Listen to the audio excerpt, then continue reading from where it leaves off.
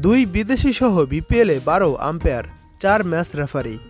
চলতি মাসের 30 ডিসেম্বর থেকে মাঠে গড়াতে যাচ্ছে বাংলাদেশ প্রিমিয়ার লিগ বিপিএল। তবে গেল মাস থেকেই আসন্ন আসরকে ঘিরে পরিস্থিতিতে ব্যস্ত সময় পার করছে বিসিবি। সম্পূর্ণ নতুন আঙ্গিকে এবারের বিপিএলকে পরিচালনার কথা জানিয়েছেন সভাপতি ফারুক আহমেদ।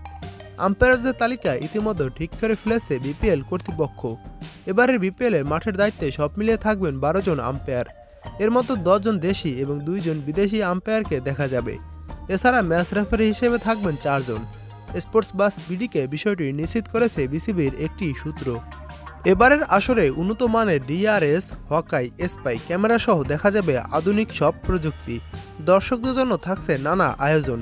ইতিমধ্যে বিপিএল এর মাসকাট উন্মোচন হয়েছে।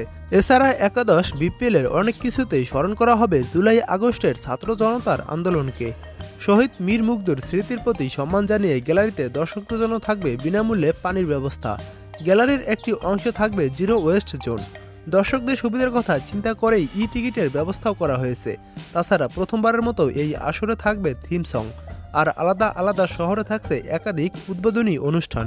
টুর্নামেন্টের 3 আয়োজক শহর চট্টগ্রাম, ঢাকা ও সিলেটে 23, 25 ও 27 ডিসেম্বর হবে কনসার্ট।